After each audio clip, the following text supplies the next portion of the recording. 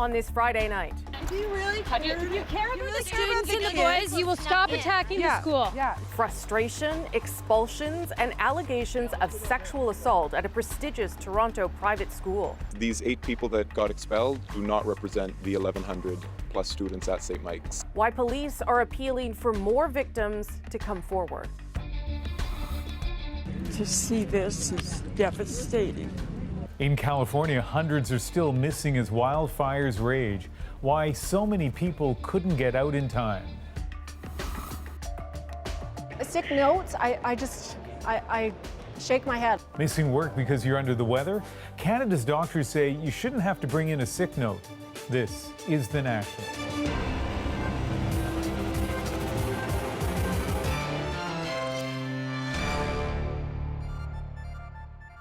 We begin with the growing scandal at a private boys' school in Toronto. St. Michael's College was rocked this week by 2 videos of students engaged in disturbing behavior. Police classify one of them as child pornography. It depicts an alleged sexual assault. Both videos have been shared on social media, and today we learned police are investigating a 3rd incident. They also say they believe there may be other victims and witnesses, and are encouraging them to come forward. The school has also redoubled its efforts, especially in reaching out to parents. It held a pair of information sessions today where, as Olivia Stefanovic shows us, the turnout was big and the emotions raw. An extraordinary scene on Friday afternoon. Dozens of parents lining up outside St. Michael's College to get answers after a difficult week. Parents were visibly upset.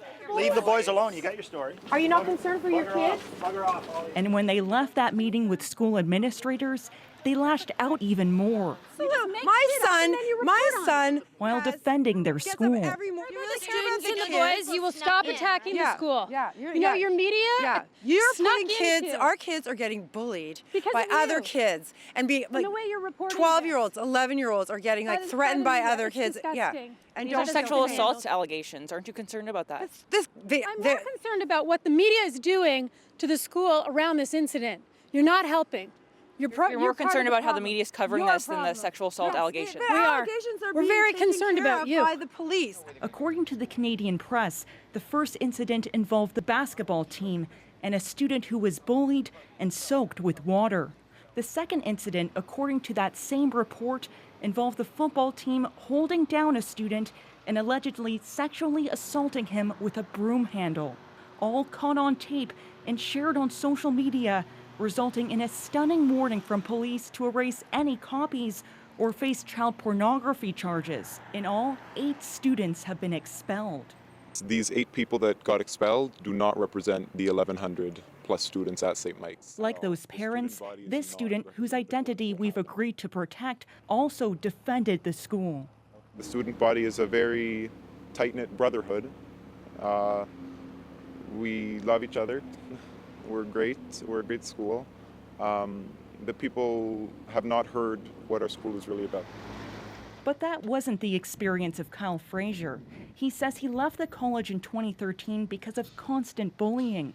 And that's why he doesn't want us to show his face. I was verbally abused every day that I was there, and I felt like I had no support. Today, St. Michael's College acknowledged it's been criticized for taking more than 24 hours to report the alleged sexual assault to police. But Rosie, not a single parent we spoke to today raised that concern. And apart from calling these incidents shocking, no one had anything negative to say about the school or its handling of this crisis at all. Okay, Olivia, it seemed obviously pretty heated there today with the parents and their exchanges, particularly with the media, with you. Tell me a little bit more about why there seems to be so much tension around it. Well, Rosie, all this negative attention has led to threats against the college. So for a second day in a row, there has been a heavy police presence here. Even tonight, I'm just in front of the college here, there are police officers around because there was another parent meeting here. And some of those parents are now starting to tell me that their children are being bullied just for being students here, Rosie. Okay, Olivia Stefanovic outside St. Michael's College in Toronto tonight. Thanks, Olivia. After facing criticism, St. Michael's released a timeline today of what they knew and when they revealed it. Here's some of that, along with some of the other key turning points in a tumultuous week.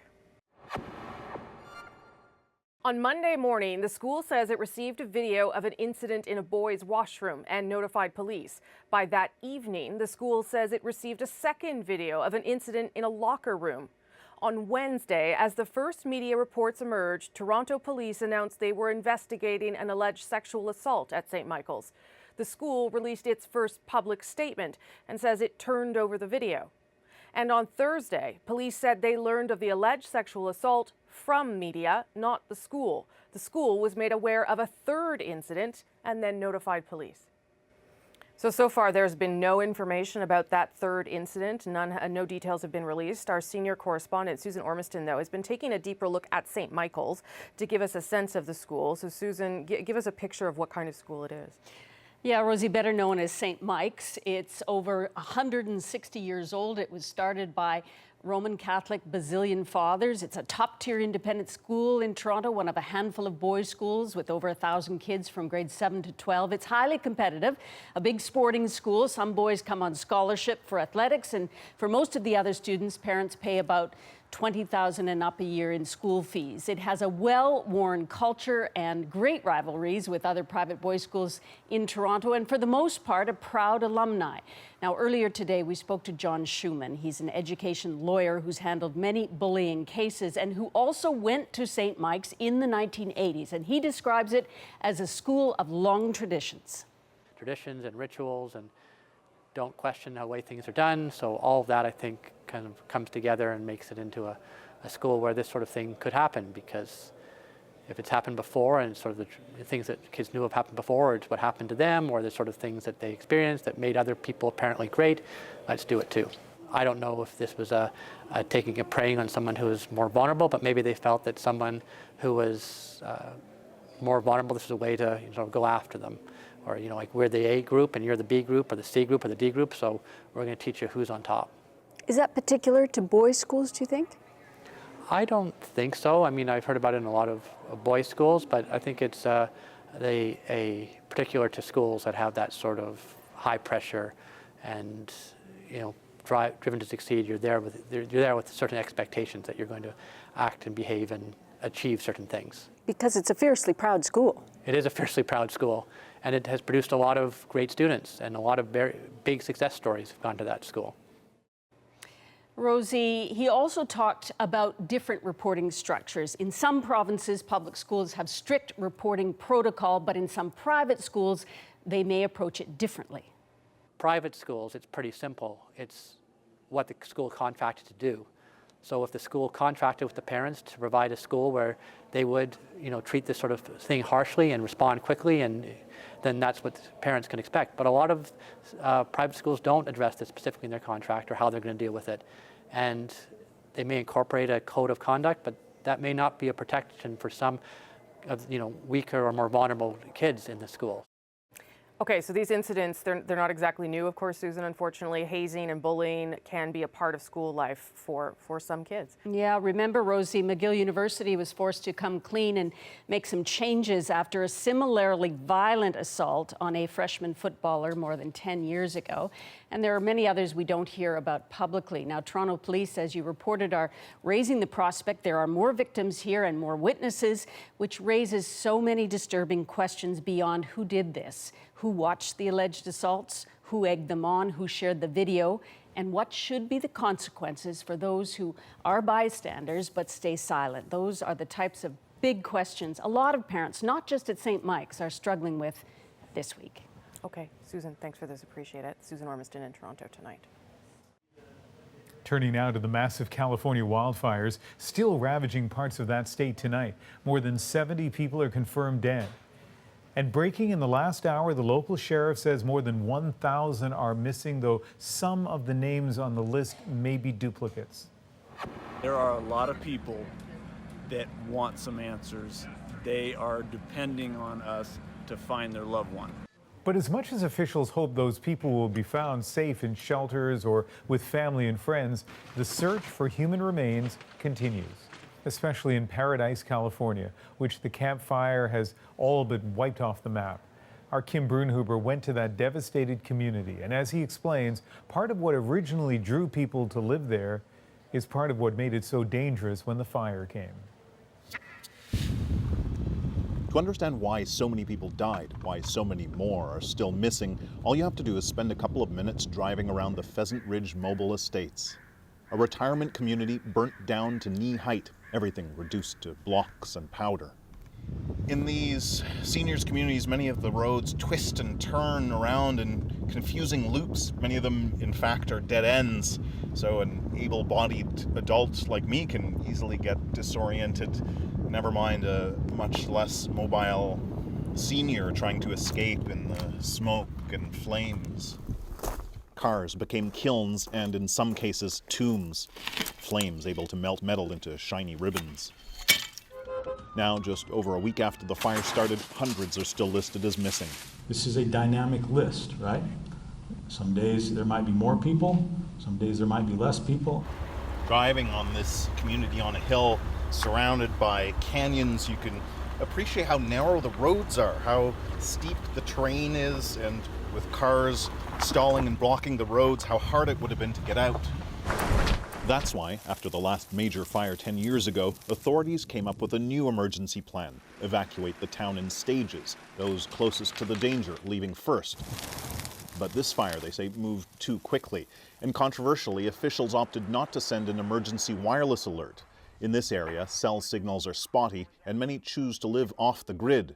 Only 20% of the town received evacuation orders, and some chose to ignore them.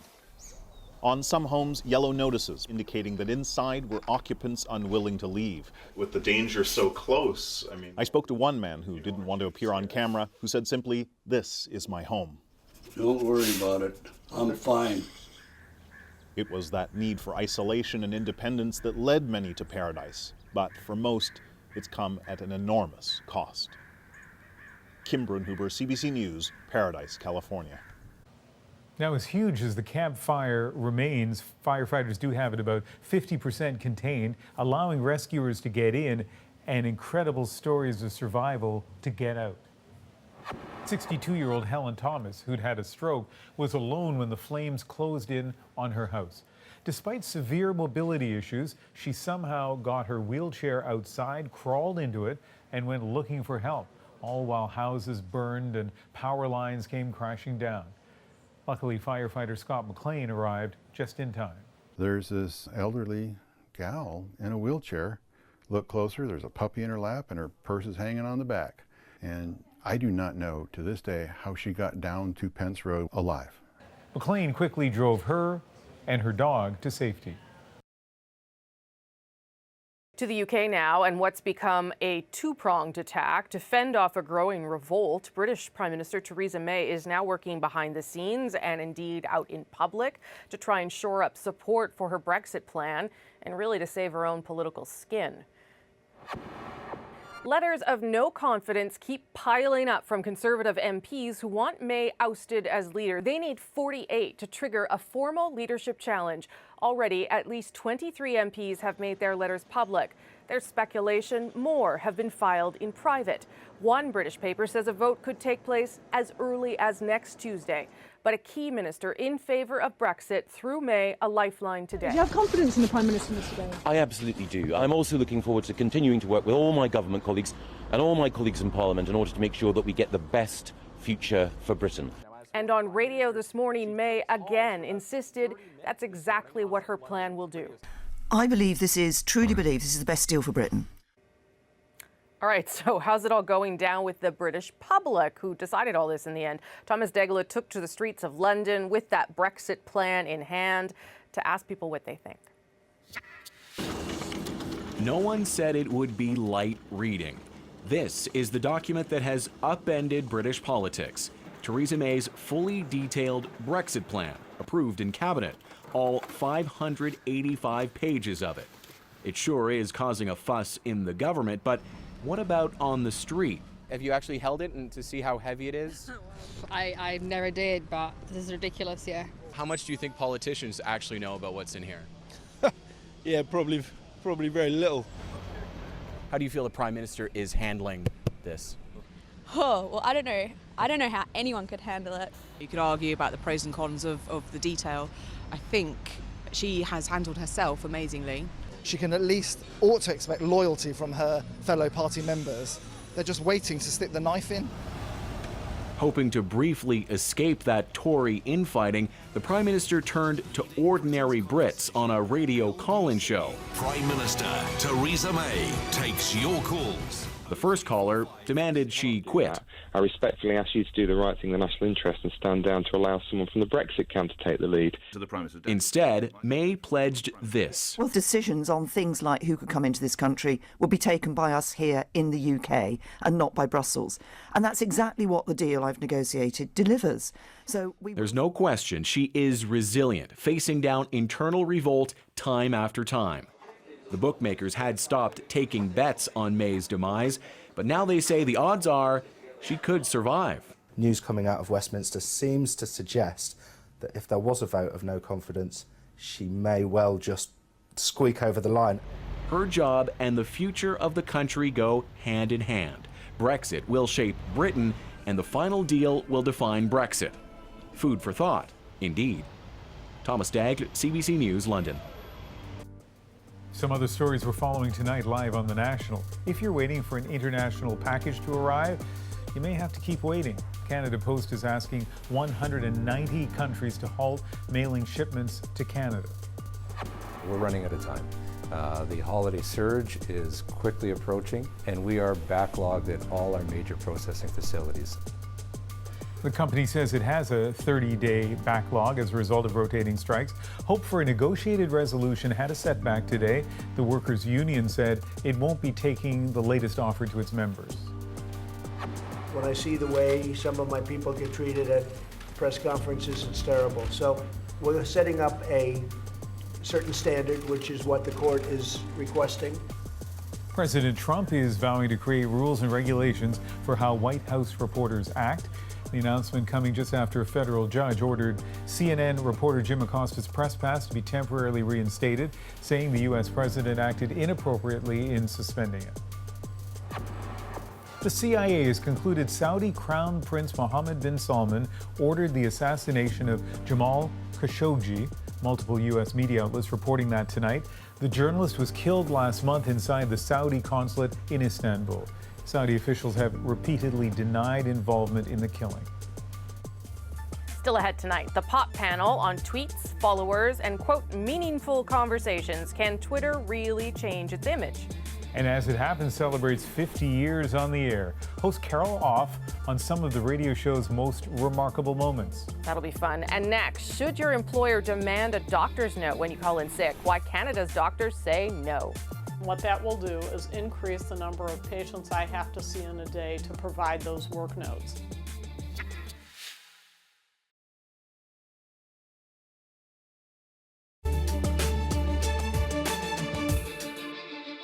When you were at work today, was someone near you sniffling or coughing?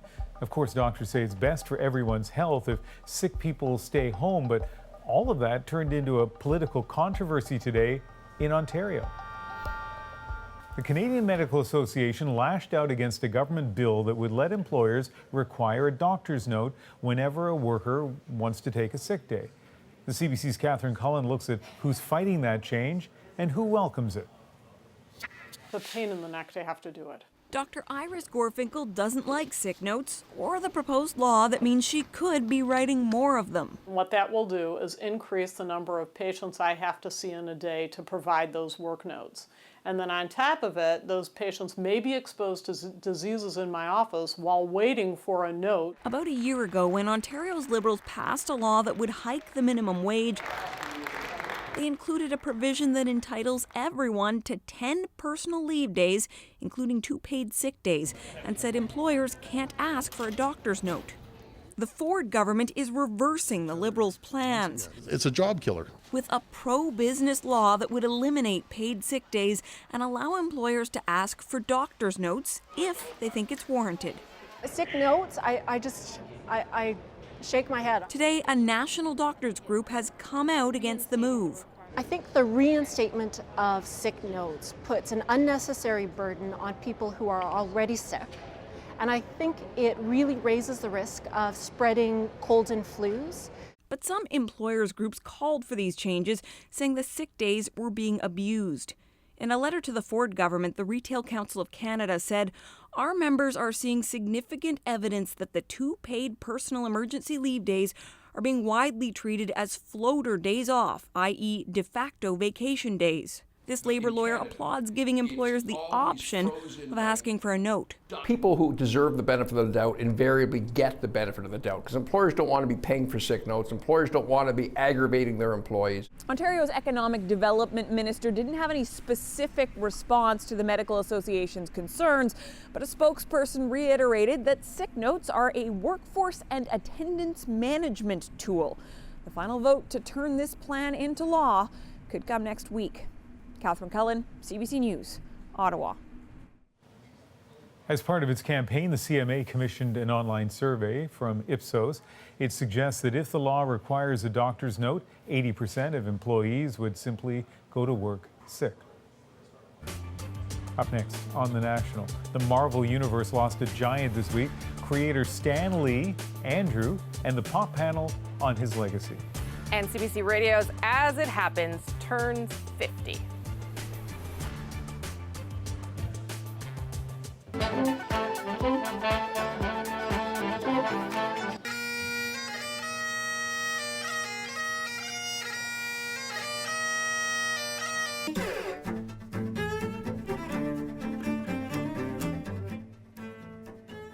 Those are my favorite, those guys there. Listeners doing their best version of that classic theme song. We'll go behind the scenes, but first.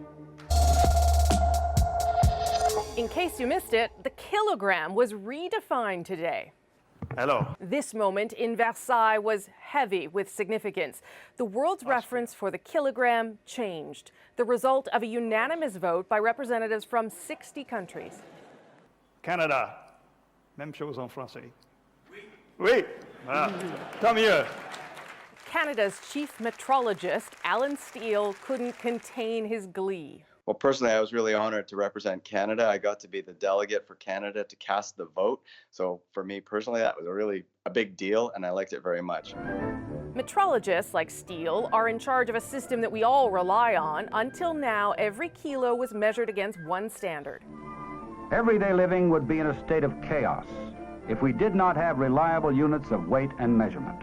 So the old kilo, the kilogram, the international prototype of the kilogram, which we've had for more than 100 years, it's a precious metal artifact made out of platinum and iridium.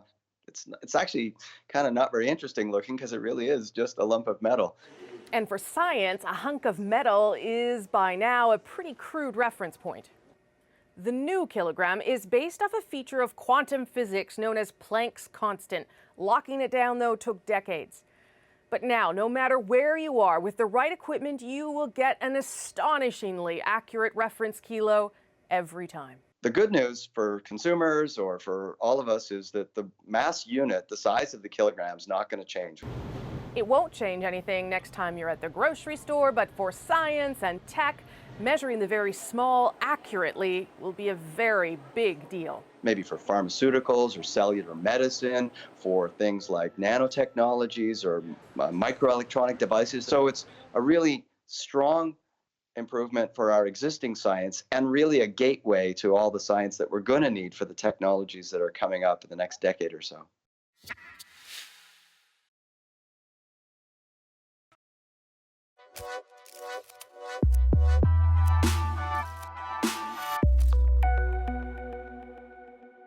Social media platforms are facing a reckoning. Two of the biggest, Facebook and Twitter, are desperately trying to fix their image problem. This week, Twitter CEO Jack Dorsey said that users shouldn't be obsessing about their follower count and instead focus on having meaningful conversations. Twitter has a branding problem, not a follower problem. I'm Sarah Bosveld, senior writer at Chatelaine. I'm B. Kwame, freelance writer and digital strategist. I'm Donovan Bennett, host and writer for Sportsnet. Here's the issue. I don't know how meaningful a conversation can be in 140 to 280 characters. And look, maybe Jack isn't entirely wrong. bigger isn't always better when it comes to social media followings, and I know a little bit about that. But all of this is missing the point. People fixated on their follower counts is not the problem. The problem is Twitter has become the place people go to vent and to shame. Hello there. I will be your poor man's Ian Hennemensing tonight with the pop panel. That's still pretty rich. Just so you know. We're here to discuss a lot of meaningful topics. Of course, you just saw some of the introduction. And Donovan, maybe I'll start with you because, Jack Dorsey suggesting that Twitter, the number of followers you have, doesn't or shouldn't matter. Is he wrong? I don't know if he's wrong. I'm probably wrong because I'm guilty as charged. When You're watching those numbers. For sure, at Donovan Bennett, get out my mentions. Don't slide in the DMs though. Don't do that. But no, when I get some not so nice things on Twitter, I'm sure it happens to you as a minority on TV. Every once in a while. As a woman and a minority, I'm sure you have it doubly as bad. But I often will look and say, well, how many followers do you have? And that psychology is bad, as if I should validate someone's opinion, good or bad, based on how many followers they have. Or if you can get away with not responding. Exactly. Right? Because the other platforms, I don't think Instagram has it the same way. So I think there's more of just an issue than Twitter and the amount of followers, or the fact that you can see the amount of followers. Right, but Jack Dorsey's not the only one to jump on this idea, right? So Kanye West, quite famously, says, we should be able to participate in social media without having to show how many followers or likes we have. Oh, please. Okay. But let me present Exhibit B, Kim Kardashian saying this. Amen to this. Okay. Nice symmetry there. Well, I just have to add that. So, her business is her followers, right? Does she have another discernible skill? She's a businesswoman, certainly, but she sells her followers. So that to me is sanctimonious from them. And I definitely, it's interesting. I see this two ways. I agree with what Kanye said in a way, and it's surprising to me because it's the first time I've agreed with Kanye on almost anything in a long time. But I agree that it would give a different feel to not just Twitter, but social media in general if we didn't have access because of that validity that we give to certain people or take away from people. Across Twitter, across Instagram, just across social media in general, there's now kind of this burgeoning definition of the micro-influencer. So those are people who have maybe 1,000 to 10,000 followers. They're not your, up in the 100,000s of followers, but from a brand and marketing standpoint, those people are the ones that get better engagement, and those people are seen as more trustworthy and valid to their audience. So you might approach a Kim Kardashian about posting something or about tweeting about something, and people will just pay attention because it's Kim Kardashian. They might reach out to me because they know that if I share something, my followers might be more engaged than Kim Kardashian's because they trust me more. But with Kim agreeing to Kanye's point, it's interesting she did that on Twitter, but then I'm thinking, would you go on Instagram now where you make the bulk of your money and say that you think follower counts are ridiculous on Instagram? Because it's different, but there still are implications on how follower count impacts people in other platforms too, so it's funny. Except now with this concept of micro-influencers, I don't feel so bad about the fact that I have so few followers on Twitter.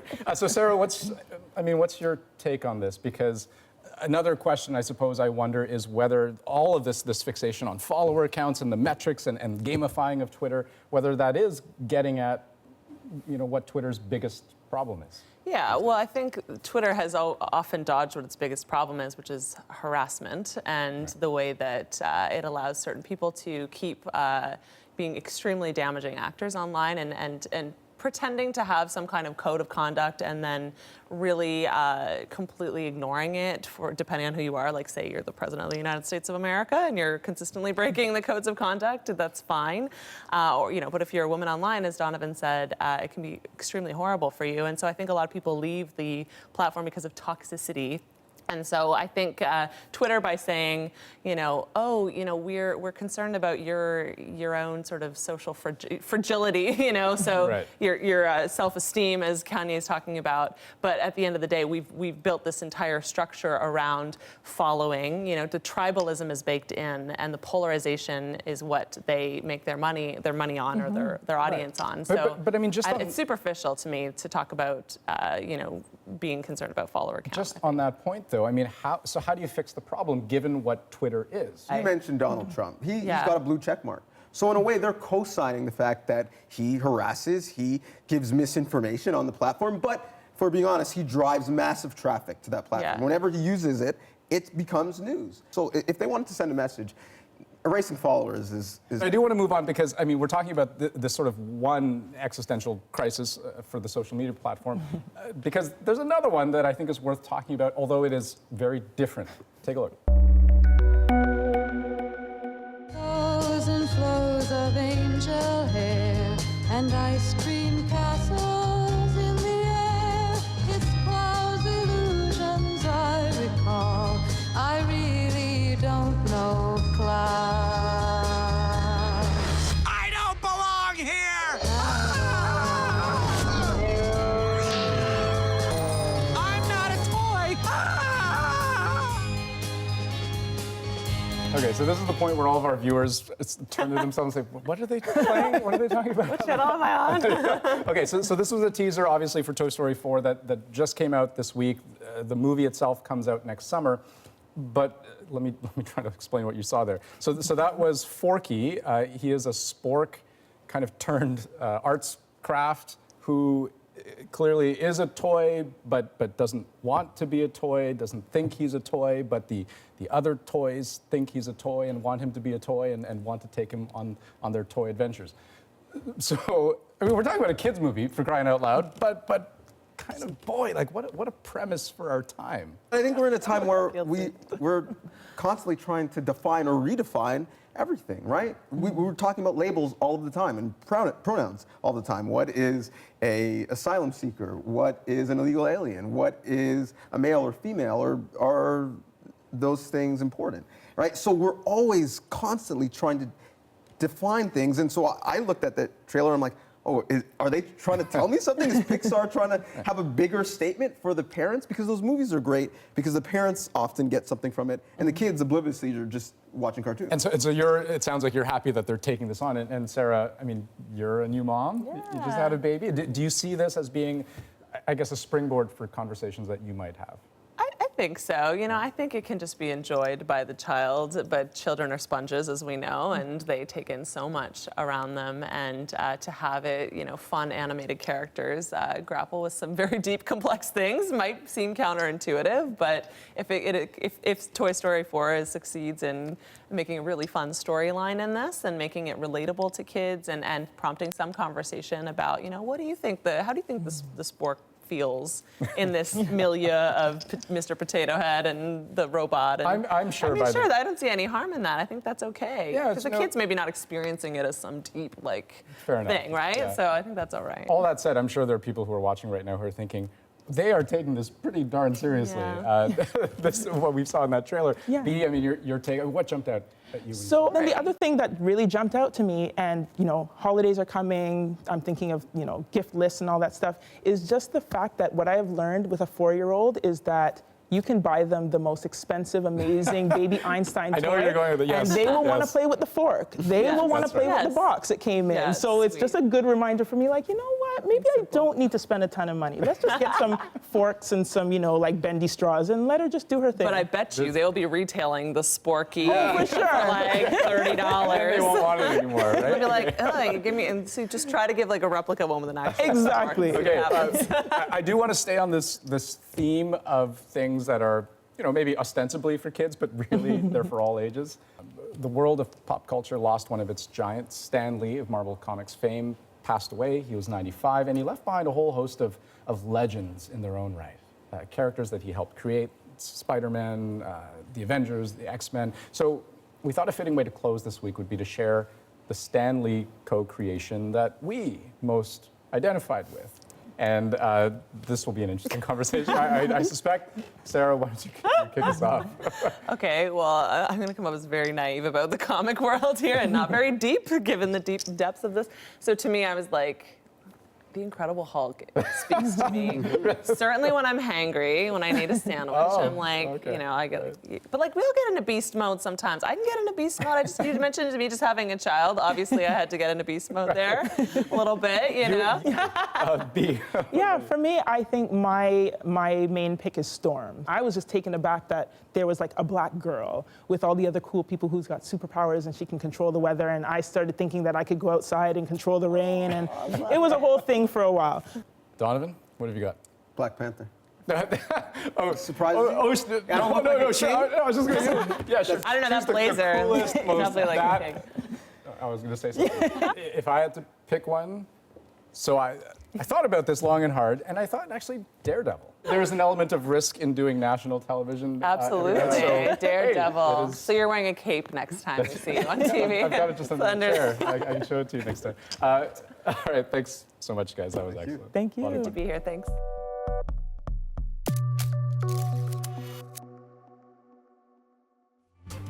Why did I think Andrew would pick Spider-Man? Anyway, just ahead, days before one of the most coveted Canadian literary awards is handed out, we'll look at why more Canadian writers are walking away from the industry. It means that only certain types of people get to be writers. So people who can afford maybe to take low-paying wage, so people who maybe don't have family members to support, or people who aren't in a lot of debt.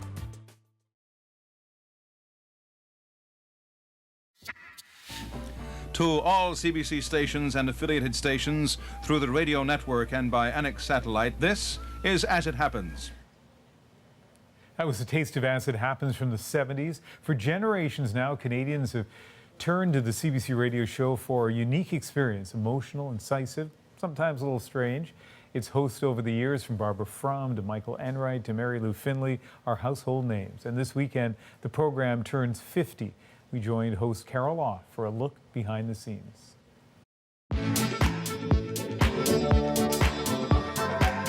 From my point of view, I say this is a kick-ass show with a big heart. What should we be doing on the show tonight? Working with people As It Happens, I mean, I'm sure every generation had this of this show, but this is like, they're so smart. They're so funny, yet there's a kind of grade 5 default. If there's a fart joke, or possibly doing an interview about farts, I mean, everybody is like fighting each other to have it. Hello, I'm Philip Forsyth. I'm Harry Brown. The first show in 1968, it's really weird to listen to. And here we go with hour 2 to As It Happens. And it was a rolling show across the country, so it lasted, I think, 6 or 7 hours. Welcome to Quebec and Ontario. It sounded like everybody was stoned and smoking, whatever. As It Happens. I was a student in university, and I came across this sound, these voices, this woman, who I later knew was Barbara Frum. And if your style in bed is suffering, throw out those marriage beds, Mom and Dad. They may be ruining your marriage. She was cheeky and irreverent, and she was pushing questions, and I didn't know you were allowed to do that, especially as a woman. If someone said one day you're going to live on Mars, I would have said, yeah, that's probable. If someone said you will one day sit in that chair and be that person, I would have thought that was the most hysterical thing I'd ever heard. Carol, you have administrative. What makes a good As It Happens interview? It's, I think it always has to be intimate in a way. Cheryl, first of all, I'm sorry for your loss. So you have to be right in the moment. You have to just connect with that person, whoever they are, whatever they're doing, and be with them. And create that sense of that there's nobody else but us talking. I appreciate you telling us the story. Thank you. Buddy is my ass. That's correct. My all-time favorite interview, there was this man who'd brought his donkey to court. He was in Texas, and they said, why did you bring your donkey to court? And he said, because I wanted the court to have a really good look at my ass. My ass is about 300 pounds, and it's 3.5 feet tall. And my ass is kind of furry. To me, it was so hard to do, and I still laugh when I think of how tense that was. There are a group of people who are performing CPR on a gentleman at the War Memorial. We were watching on that day. We were able late in the day to talk to Barbara Walter. She was one of a group that went to try and be with him. And she was holding his hand and talking to him. I actually tried to speak to him the entire time. What did you say to him? I told him he was I told him he was loved and that he was a brave man and that he was a good man. And I said, just think of what you were doing when this happened. Just think you were standing at the cenotaph. You were honoring others. I forgot completely that there were all these people listening. I was just hearing this woman who had all this heart and had been in a moment that and thank God she was the one there, because I think, among the others, because of how much humanity she brought to that moment. Happy 50th anniversary as it happens. And happy 50th as it happens, listeners. See you Monday. I'm Jeff Douglas. And I'm Carol Off. Love that show. Happy anniversary, you guys. Monday night, one of these 5 Canadian authors will be $100,000 richer. The 25th annual Scotiabank Giller Prize is being handed out in Toronto, the biggest award for fiction in this country, and a surefire way to sell some books. But as Deanna Sumanak-Johnson explains, for all of those not on the short list, the writing life is getting a whole lot tougher.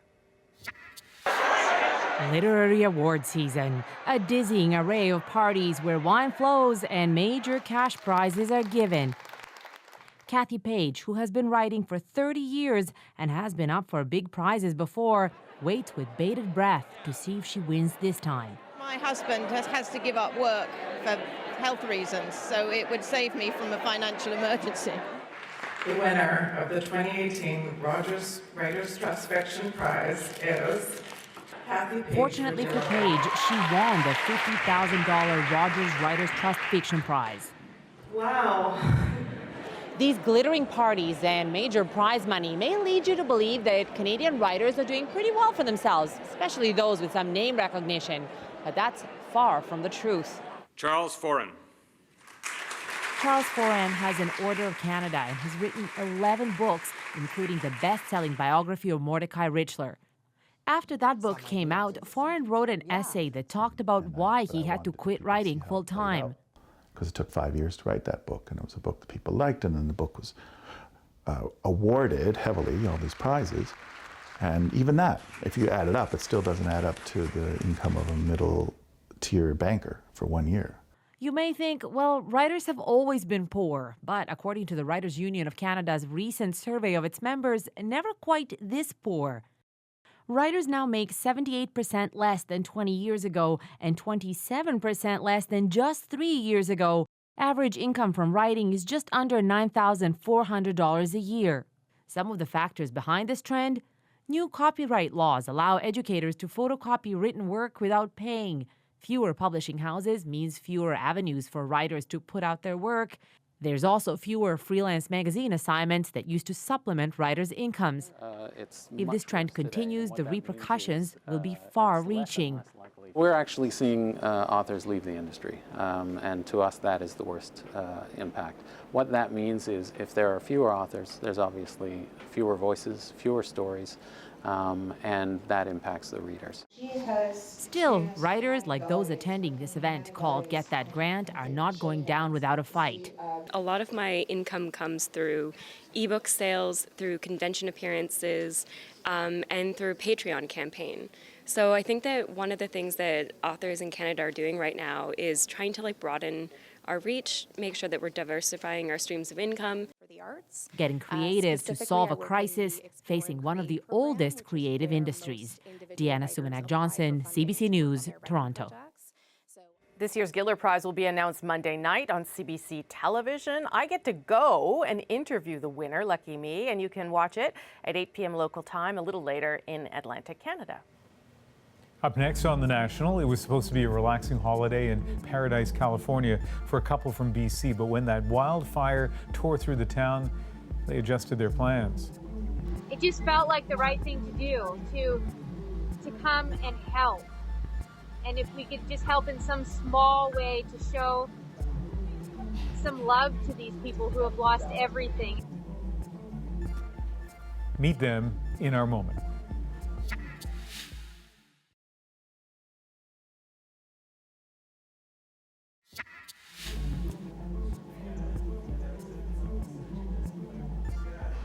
When a British Columbia couple planned their vacation in paradise for mid-November, they didn't think it would look like this, spending their days in a makeshift evacuation center in a Walmart parking lot. When the wildfire tore through the community last week and burned down their Airbnb, Destiny and Paul Klein decided to fly into the town anyway. They didn't have a plan, they just wanted to help. And how they've been doing that is our moment. We didn't know what we were going to do when we got here. We knew we wanted to help. We just kind of showed up and said, hi, can we help? We live in Penticton, BC. We've experienced a lot of wildfires, so we could empathize there. We served, I think, 500 quesadillas yesterday, 1,200 meals one day. We just bought a new car seat for a little girl who's they're displaced by the fire. It just felt like the right thing to do, to come and help. And I think it comes kind of naturally as a Canadian, you know, as part of the spirit of our culture. One guy named Charlie, this one will probably stick with me forever. He was needing to escape the fire, and he was trying to go back to get his mom out, and they wouldn't let him back, and she perished. You can be anything you want in this world, so choose to be kind. We're all just humans. Borders separate us, but we're all one, you know? You know, Rosemary, we tracked them down. We asked them to speak to us. This is the perfect antidote to that story yesterday of the couple and the other guy who faked a story of help in order to make money on with GoFundMe. So this is a genuine story of helping out. Yeah, and Destiny says that she hasn't hugged as many people in her life as she has over the past few days. And she says it's changed her perspective on life. So that's the sign you're doing something good. That's the National for Friday, November 16th. Have a great weekend, Ian, and everybody else. Good night. You too. Good night.